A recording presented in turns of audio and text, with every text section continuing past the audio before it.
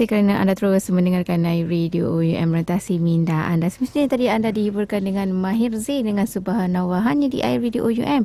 Dan pastinya segmen pagi ini Pendidikan Islam 10 hingga 11 pagi. Dan tajuknya pada mereka yang baru saja mendengar, tajuknya hari ini berkenaan dengan ekonomi dalam Islam. Okey, dan untuk meneruskan segmen kita pada pagi ini, kita minta tetamu kita Profesor Madya Dr. Muhammad Yusof Ahmad untuk kongsikan dengan lebih lanjut lagi tentang ciri-ciri yang menjadikan kegiatan ekonomi itu ialah ekonomi Islam. Jadi kita minta Ustaz ulaskan dengan lebih lanjut lagi. Silakan. Okay.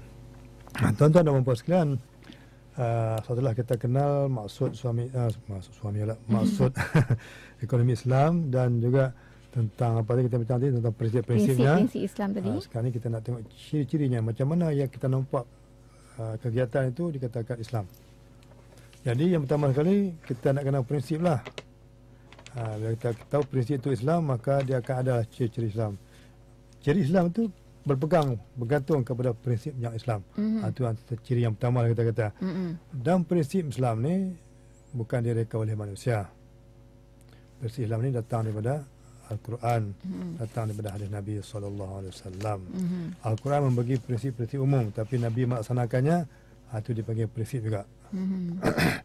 Seperti Nabi berniaga macam mana? Nabi sebelum menerima wahyu pun dah menjaga dia. Dia berniaga. Dia daripada kecil lagi, dia bapa saudara dia. Ya. Kemudian dia masa dia muda dia berniaga harta Khadijah. Jadi Maisarah yang menjadi pembantu tu kata, jual harga murah-murah tapi beli untung banyak. Macam mana? Itu adalah unsur tambahan yang kita tak tahu. Sehingga Khadijah pun tertawan dengan peribadi Nabi. Dah akhirnya kerana dapat memajukan perniagaan dia. Jadi ada rahsia yang kita tak tahu. Jadi mana dia berpegang kepada prinsip Islam walaupun dia waktu belum ada lagi agama Islam. Tapi dia memang akan jadi rasul lah. Kemudian yang keduanya, bila ada kita kena menjaga keseimbangan. Ini payah kita nak cerita. Jadi dalam ekonomi ini dia ada individu, ada masyarakat.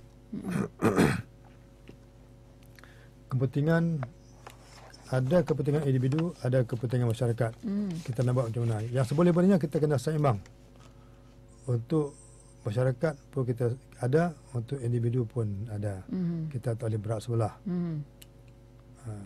Contohlah, kita nak menjaga barang apa kita menjaga. Kalau kita menjaga barang yang mahal-mahal semua, orang miskin tak payah makan lah, tak dapat merasa kalau ke apa barang tu makanan ke pakaian ke apakah kan. Jadi nampaknya macam berat sebelah lah ni. Gitu. Jadi kalau dia jual murah sangat, orang kaya kata tak standard aku nak pakai benda ni, pakaian. Jadi Islam ni dia kena dua-dua seimbang. Ada yang murah, ada yang mahal. Yang murah tu untuk golongan yang mampu. Yang mahal tu untuk golongan yang mungkin berada sedikit bolehlah beli kan. Jadi dia kena ekonomi, dia kena macam tu, dia kena seimbang. Macam kita di Malaysia lah, kalau kereta. Kalau kereta semua harga RM500,000, macam manalah kita kerja kerani nak pakai. Kan? Sekarang pula kereta satu keperluan. Jadi tak nak pun kena beli juga. Semua harga RM500,000 macam kita nak macam mana nak beli? Ramai pula yang berhutang nanti. Berhutang tak nak bayar. Jadi kena ada kereta yang mahal untuk orang-orang yang berpangkat tinggi, berpendapatan banyak. Bagi kita ni yang berpangkat rendah, pendapatan kecil, ada kereta yang disediakan bersesuaian dengan orang yang golongan pertengahan lah. Itu mana seimbang. Dan kalau satu masa berlaku, misalnya dalam dunia ni kita tak boleh kira lah, macam mana pun sekali dua kali semua negara akan menghadapi satu keadaan yang tertentu lah. Macam kita zaman depun kita kata, zaman orang susah. Ya. Masa tu kita nak perlukan tak masyarakat ke mana, individu ke? Jadi kedua-dua kena seimbang. Individu ni perlu makan. Makanan tak ada. Sebab kita diancam oleh komunis sebagainya.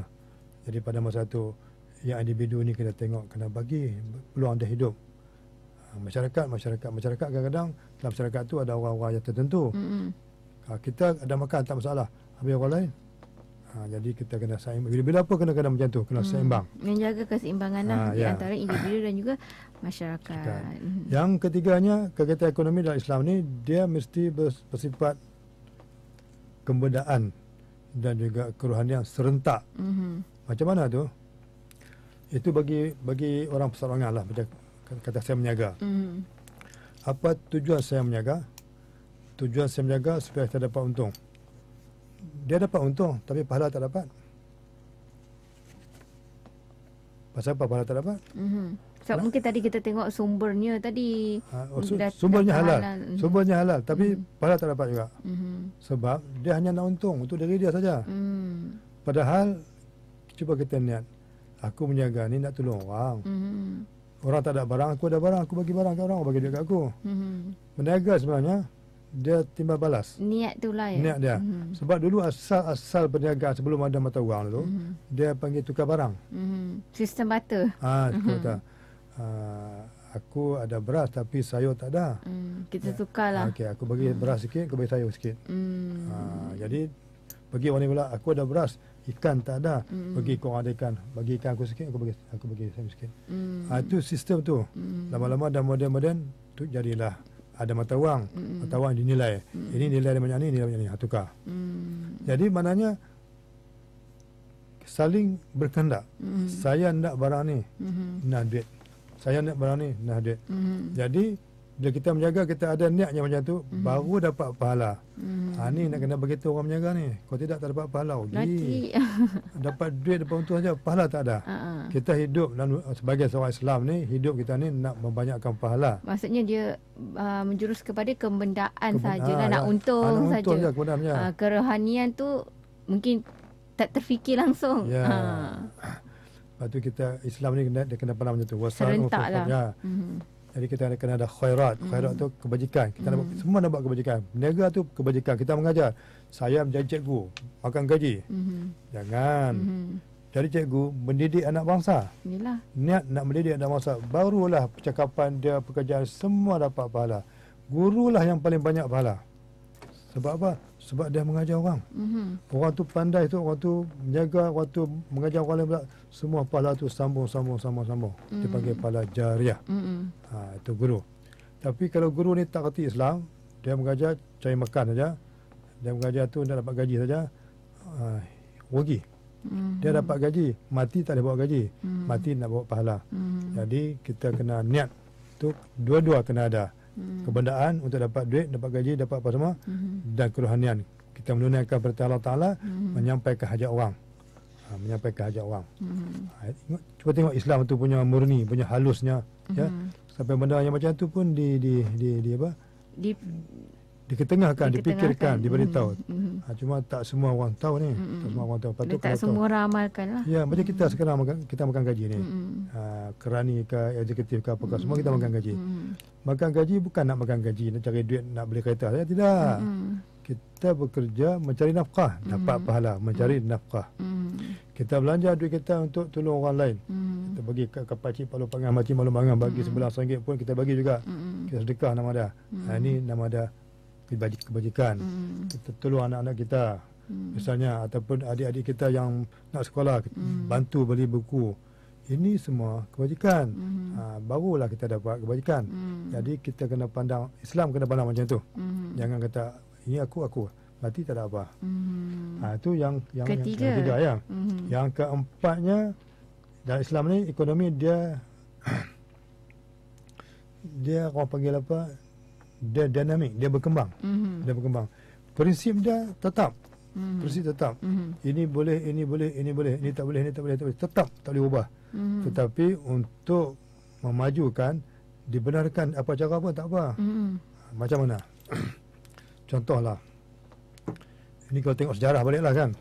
Sejarah tahun-tahun 60-an sampai tahun 80-an. Di Malaysia ni bila sebut bank Islam, tak boleh. Mana boleh bank Islam, mana boleh. Bank tidak ada yang Islam. Saya orang lama, saya tahulah. Saya duduk dalam masyarakat tu. Ya, tak boleh bank Islam. Sampai ke tahun 80-an, tu nak tahun 60-an. Dah mula dah. Tahun 80-an kita kena ada bank Islam. Bolehkah bank Islam? Tak ada. bank ni dia mengamalkan riba. Tak ada riba macam mana boleh hidup bank? Tak jadi juga. Sampai zaman Mahathir, kita kena ada bank Islam. Dia kata, tunjuk kat aku macam mana berjalan bank Islam. Tunjuk ke dia begini. Dia tak guna riba, tapi dia ada lain. Dia panggil mudharabah, dia panggil qirat, dia panggil macam-macam istilah ada. Kalau gitu pergi kaji, buat macam mana nak buat. Orang pergi kaji dan boleh buat pun. Pasal boleh buat, Islam dia sifat dinamik, dia berkembang. Ya. Apa nama ni, dulu tak ada duit pergi gadai, di pajak gadai. Kebanyakan pajak gadai. Pajak gadai mana ada yang orang Islam ada kedai pajak gadai? Tak ada. Semua orang bukan Islam kan? Pajak gadai tu zaman dulu lah, belah tempat saya lah. Jam tangan dengan kain batik pada orang gadai. Masa tu Hindustan, nak tengok gambar Hindustan, tak ada duit, bawa kain batik di gadai dulu. Pergi tengok gambar Hindustan. Jam tangan gadai. Dia tak ada duit nak ambil, jam tu lelap, dia bagi lelap. Lesap. Kan? Jam tu katalah, masa tu harga ke jam, katalah jam tu harga dia RM30.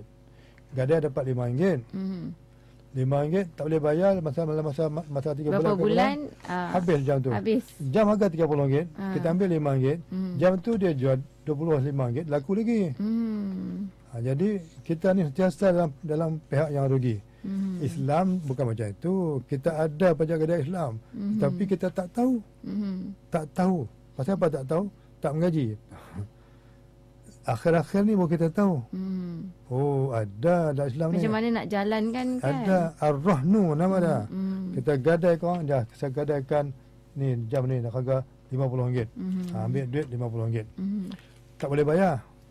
Cukup 3 bulan tak boleh bayar, tak apa. Kita jualkan jam ni harga RM50, ambil balik modal kamu, bagi kat aku duit simpan. Upah simpan. Dua-dua tak rugi. Ar-Rahnu. Berapa ramai orang yang kerti Ar-Rahnu ni apa benar. Ini maknanya Islam tu sentiasa dinamik. Dan dia ada dia punya apa?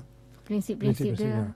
Tahun 60 lebih, Engku Aziz bagi satu paper di Thailand tentang bagaimana orang Melayu ni menyimpan duit tetapi tidak ekonomi.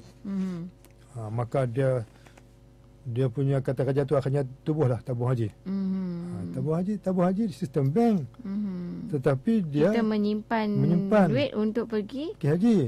Tetapi tengok, simpan duit untuk pergi haji, tapi ada keuntungan.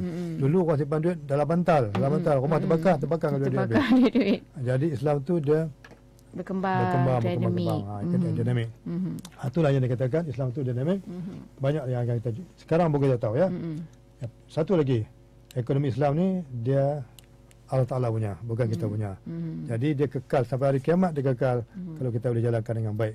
Kalau kita jalankan dengan baik, semua orang yang terlibat akan dapat pahala daripada Allah Ta'ala sebab menghidupkan ajaran Islam dalam bidang ekonomi. Okey Ustaz, kita berhenti rehat seketika. Kembali selepas ini ada lagi bermacam-macam kupasan yang akan Ustaz kongsikan dengan kita. Jadi anda kena terus mendengarkan segmen Pendidikan Islam.